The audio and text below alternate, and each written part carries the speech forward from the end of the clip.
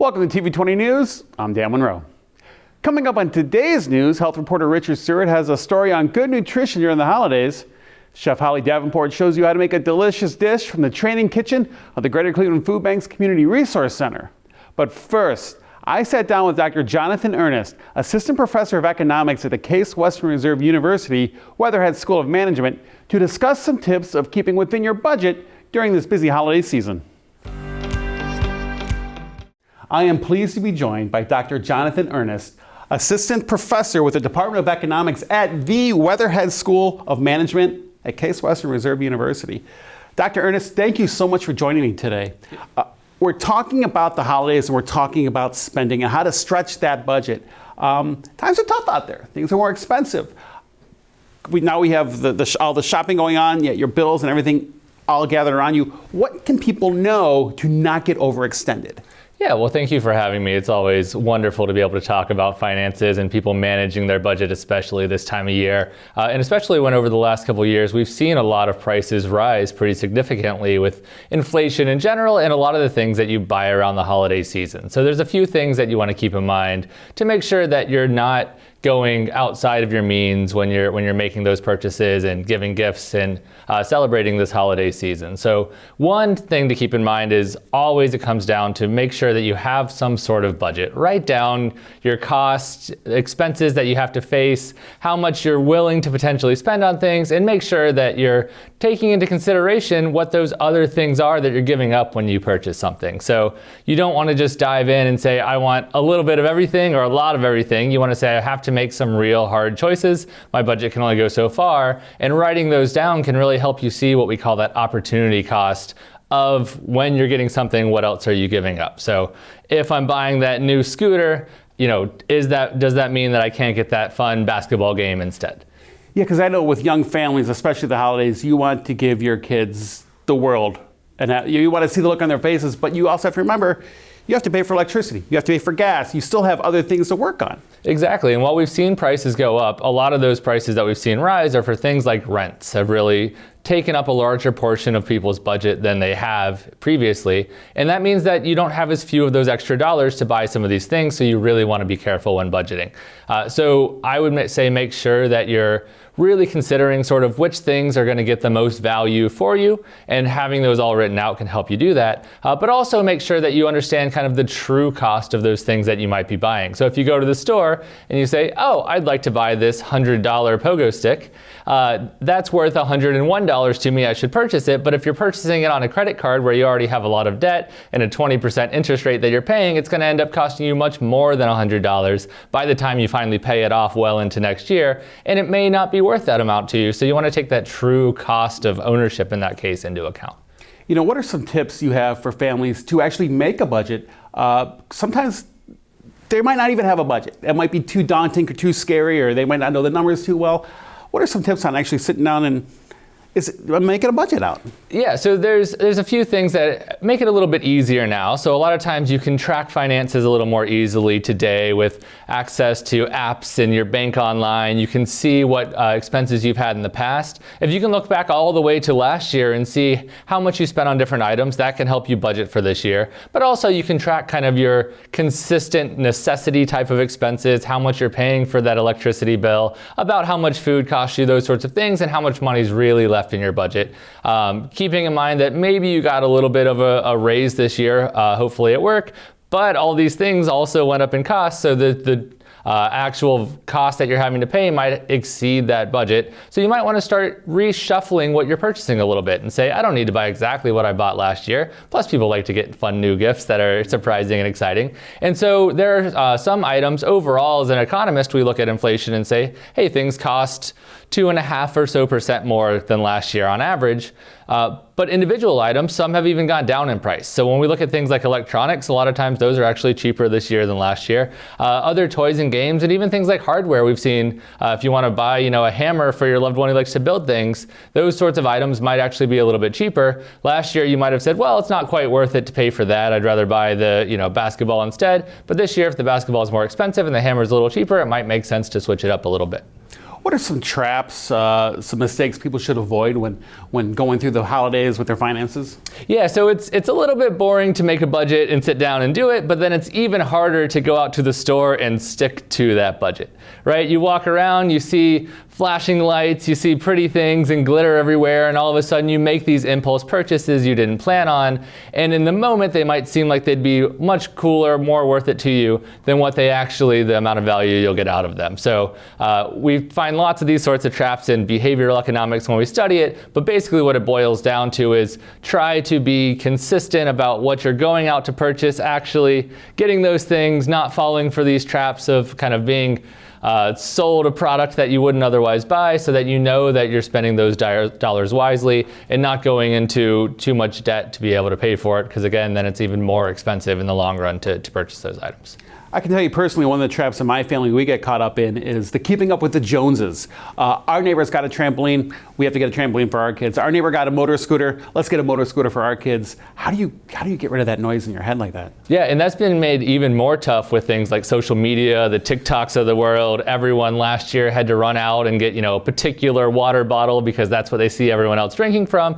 And what you want to do is step back for a second and say, well, do I already own 6 other water bottles that are about as functional? Maybe it's worth it to me to buy that and be able to show off to all my friends, or if your kid really thinks that'll be the best gift ever, then it might be worth it. But you want to make sure that you kind of rethink it and double check and say, am I just doing this because I saw it quickly on an app and maybe it works really well for someone but not for others? If the new trend is some sort of travel item that's really cool and everyone online seems to have, but you don't have any travel plans in the next few months, then maybe it makes sense to go another way and buy an item that's not quite as overhyped and overpopular, because it'll probably have a little bit lower price tag and you might get even more use and enjoyment out of it. And finally, is there anything people watching at home should know just to make sure that they're doing good this holidays financially? Yeah, I think the most important thing is just making sure that you're really not overextending yourself past your budget. You have those necessities that you need. Those are what are going to keep you happy and healthy and safe through the new year, and that's the most important thing. And then these extras, kind of the joy of gift giving, etc., all of that is sort of a bonus. It's not necessary, but it's a really nice thing. So if you can adjust, make a budget, figure out the things that are worth most to you, you can stretch those dollars the furthest, but keep in mind kind of what it boils down to, and don't run up even more debt in order to try to achieve those things, because you want to be able to plan for next year, and the less you spend this year, the more that you can put into savings and investments to start out the year, start out on a really solid footing, and hopefully have even more extra dollars next year if you invest those wisely to be able to reward yourself. Yeah, I completely agree with you. My dad always told me the holidays are fun, they're magical, but reality comes in January when those bills come in the mailbox. So, exactly. Dr. Jonathan Ernest, thank you so much for joining us. We learned a lot today. And stay tuned with more TV20 News coming up after this.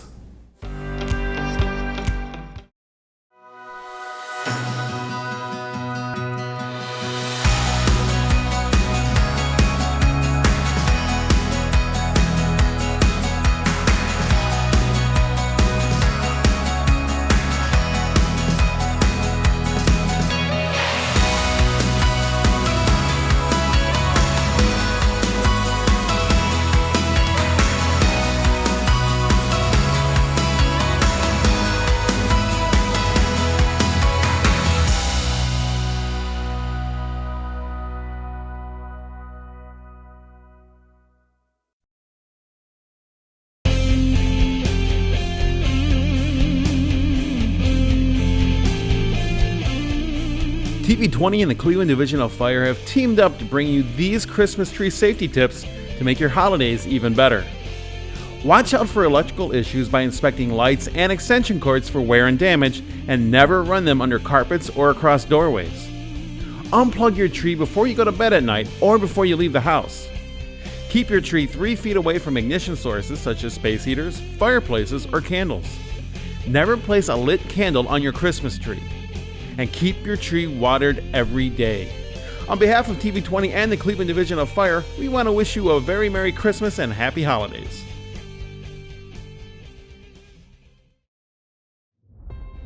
For those interested in a law enforcement career, the Cleveland Division of Police is holding their next expedited hiring event. The hiring event is designed to streamline the application process, allowing applicants to complete several steps in a single day.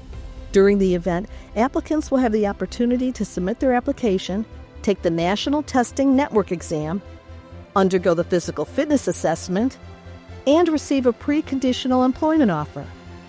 Remaining steps in the hiring process will be completed at a later date. Please bring a valid ID or driver's license.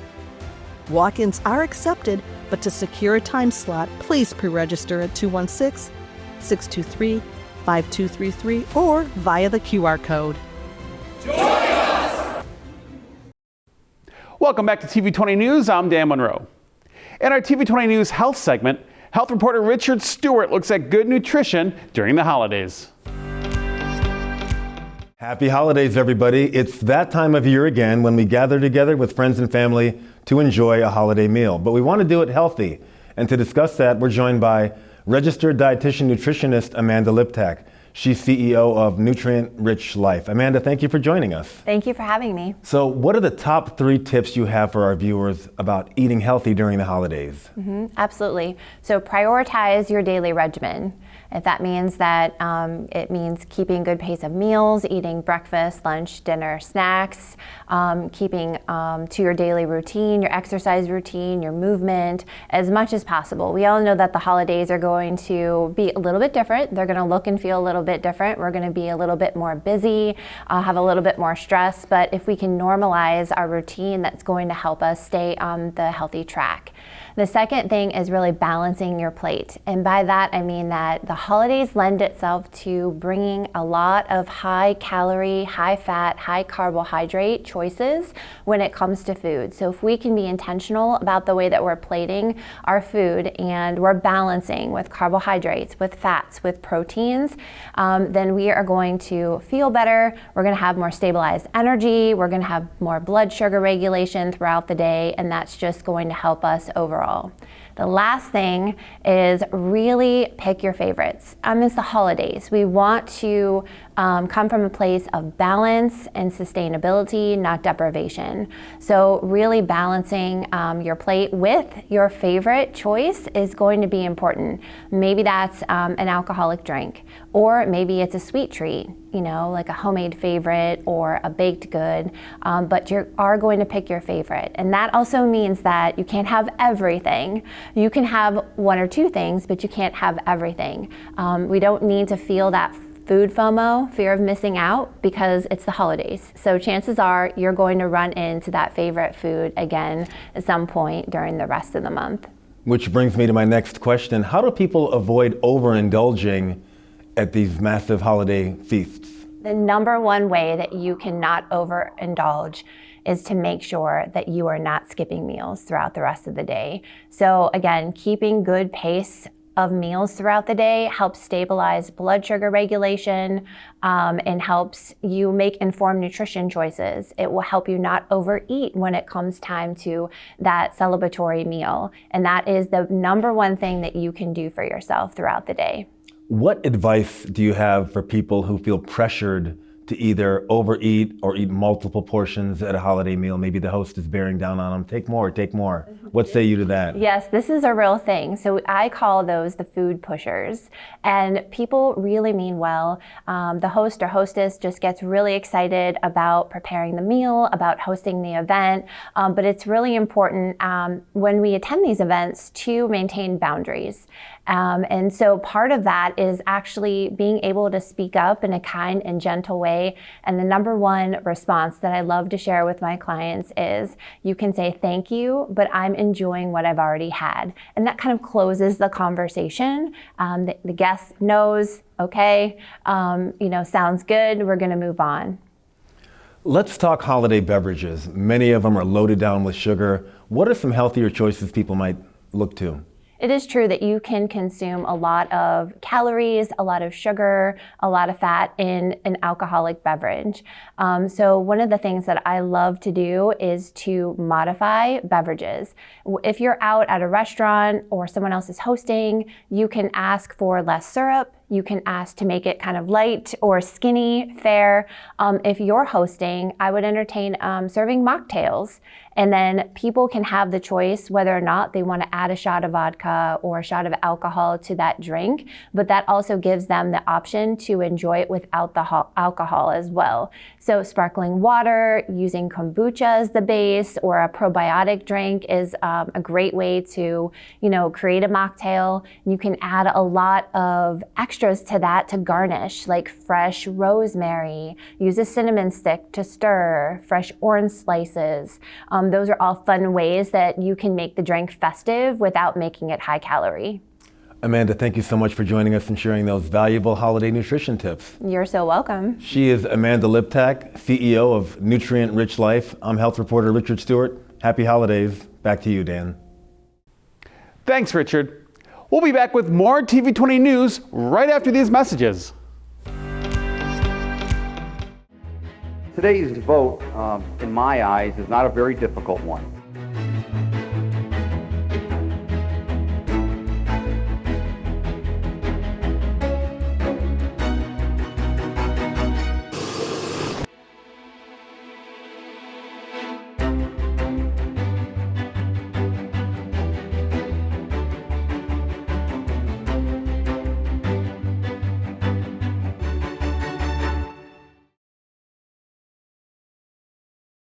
Hi, my name is Elizabeth Kupchak. Are you a small Cleveland minority or female business in the Cleveland market? Did you know the City of Cleveland offers certification for small minorities and female-owned business entities? The Mayor's Office of Equal Opportunity, also known as OEO, is the Contractor Certification and Contract Compliance Department of the City of Cleveland. Cleveland is committed to promoting and protecting the opportunity for small minority-owned and female-owned contractors to participate in city contracting. The Mayor's Office of Equal Opportunity certifies contractors in 3 main categories that is based on ownership and control, location, and capability. If ownership is at least 51% female or minority, and your business is located in Cuyahoga, Geauga, Lake, Lorain, Medina, Portage, or Summit County, you may be eligible for a minority or female business enterprise certification. If your headquarters is in Cuyahoga County and you are a small business, you may be eligible for a Cleveland Small Business Certification. As a certified contractor, your company profile will be added to our online registry. The registry is a current list of certified businesses and is utilized by the City of Cleveland and its partners searching for minority, female, and small business subcontractors. The application process requires 8 essential documents. Certification is good for 2 years. Applying is easy and is done all electronically online at cleveland.diversitycompliance.com.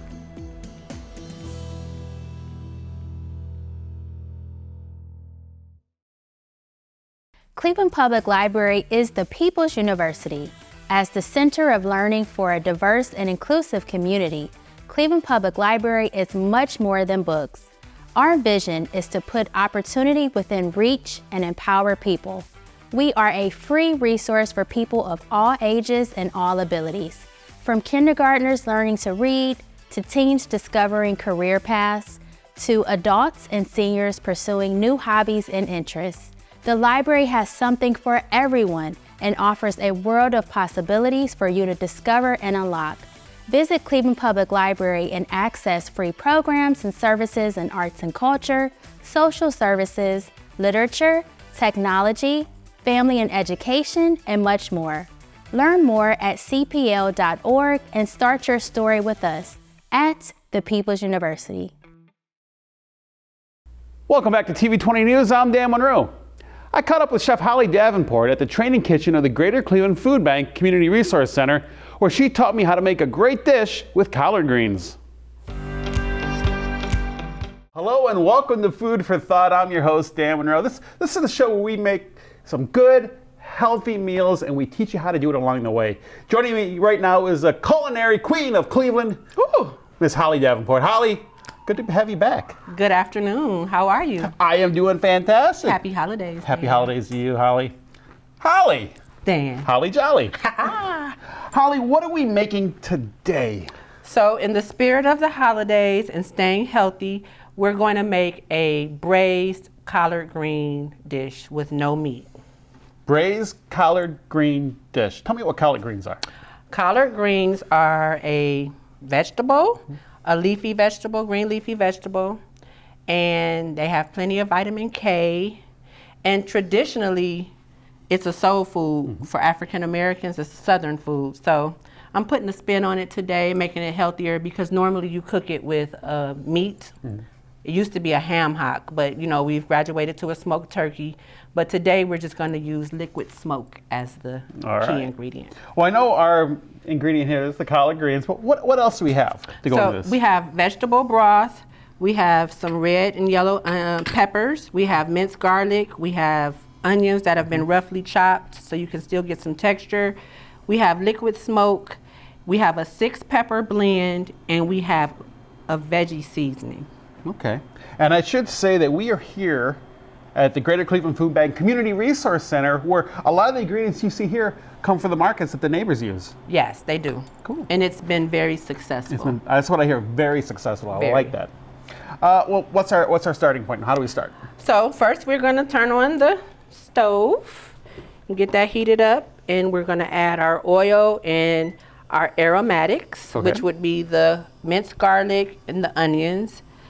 So as the pan is heating up, we're going to add our cooking oil. Okay. And this is something you should use whatever you have at home. If you have olive oil, use olive oil. Vegetable oil, there's no need to go out and buy anything. Okay, whatever you have, yeah. Whatever you have, that's the whole idea. Okay. And so first, we're going to put our onions in.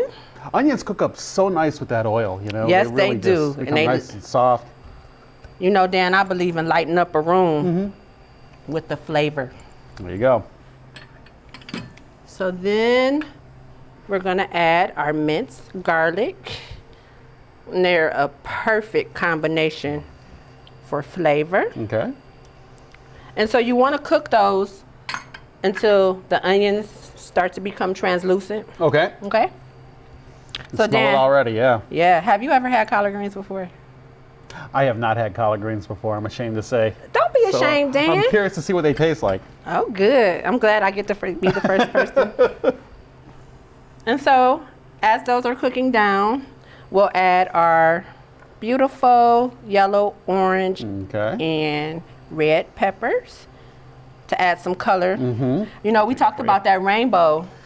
We always talk about the rainbow colors. We always talk about the rainbow, and so some reds and yellows, some oranges. Let's stay true to the rainbow. Yep. And so that's going to cook up. Thank you, Dan. You are the best. And bring that to us. Okay. Okay, so those are cooking down. And remember, I like to add some of my seasonings. I layer them. So it's all the way through the dish, and we'll go back and add more as we get finished. Okay, as you go on, sure. Uh-oh, hear that sizzle? Yeah, yep. It's saying I'm getting there. That's what it's saying. That's exactly what it's saying. I can understand food talk. I can't speak food talk, but I can understand it when I hear it. Well, that's all that matters. I'll speak it, you understand it. Gotcha. Okay, so the onions are starting to lighten up and lose the color. They're starting to become translucent, as I spoke. And once that happens, you can add in your collards. Now what happens is I have rinsed and chopped these up. They're shredded. It just makes for them to cook a little faster. Yeah. Nobody wants to eat a big old leaf because they're very big. Make it presentable. Make it easier to take in and digest. And I learned in culinary school, you want to be uniform with your chops, because it's when you're tasting things, it makes for a better bite. I didn't understand, but it makes for, you know, it's a better experience. Okay, all right. Okay, so we have definitely movement. All right. And then we're gonna add our collards in. Let's see if I can do this without making a mess. I think I can. I think I can. The little chef that could. Dan. I was gonna say the engine, but I like that better. And so the collards will cook down significantly. Okay. So we're gonna add that. We're not gonna use all of those. Because they're shredded like that, they probably cook down rather quickly? They do, really quickly. Thank you, Dan. So we're gonna mix all of this in, mix it around. All right. Marry those flavors. And then, this is a 6-pepper blend. You can get this from Sam's Club. Okay. But I'm sure you can get it from Anywhere, really, anywhere. yeah. Right. I like that one. And so I'm gonna add, just to give it a little kick. Okay. All right. I like kick. You like kick? Well, and this is my veggie blend. Okay. This doesn't have any salt in it, so I use it very generously. You know, I always look at things like the sodium intake to try and keep that down low. Good, 'cause, Dan. I want you to too be much healthy. sodium can be. It's not good for me. It's not good for other people too. So I like Exactly. things less sodium. And so what happens when you use more herbs, you can bring the flavor out. And so what I do is I salt at the very end. At the very end, and then that way you can control it. Okay. Because if you're using all of that seasoning in there, you don't really, Yeah. You kind of almost lose some of the natural flavors of That's it. exactly Yeah. what you do. And so with doing the greens this way, normally we would boil the meat and it cook all the flavors out, and then you use that water or broth from the, and that's what flavors them. Okay. But so this, we're using the oil, we're using the onions, the garlic, the peppers, and then we're going to give it a little liquid smoke, and so that is replacing the meat. Okay. The flavor from the smoked turkey or the smoked ham hock. What is liquid smoke? What does it add to the meal? A hickory flavor Okay. or a mesquite flavor. Okay. That's what it adds, yeah. Okay. And so now we have this all mixed up. We're gonna add in our veggie broth. Now, is it me, or does it look like the kale, not the kale, the collard greens are darkening a little bit as you're cooking it? Ah, Or is that's that- exactly what they're doing. And so what I have learned, what I was taught, is that the more you cook them, you remove the nutrients out of them. And so this is a way to help keep that. Okay. So my grandmother used to cook collard greens, and they'd be on the stove all day. Yeah. I mean, they were good, but nobody has time to cook like that anymore. No. And don't get me wrong, I still like my collards like that, but we're proposing health. So we're gonna try some new things without compromising flavor. And so this is essentially what you're gonna do. And you have to cook it down because of course they're not done yet, Yeah. but you know, I do have a version that I would like to share with you that's I'd love already to ready. try it. I can't wait. So what we'll do is you would cook this for about 45 minutes and then it will be ready to serve. Covered, actually have it covered though too, right? So Right, the steam, it can kind of generate around there. and it incorporates all your flavors. Well, Bon here you appetit. have it. Okay. Oh wow. Oh, that smells nice. I can I can't smell wait that for you. smoke. I Kinda. can't wait for you to taste this one, Dan. I won't give you too much. Okay. Since we're on TV. We That's don't fine. want to, you know. And here you are, black All right. braised collard greens. Braised collard greens. Get a good bite there. Watch your head, Dan. Oh, Holly, this is something. Whoa. The flavors kind of really creep up on you. That's from layering them. Yeah. See what difference that makes? Yeah, I can feel like the spice in the back of my throat. You know, Ah, it's great. is that good or bad? It's Okay. great. It's a good hot, and I love it. Okay, you made me nervous, Dan. Oh, this is great. We are constantly uploading new content on our TV20 Cleveland YouTube page, so make sure you hit that subscribe button so you don't miss out on anything. You can also connect with TV20 Cleveland on your favorite social media platforms like Facebook, Instagram, and X.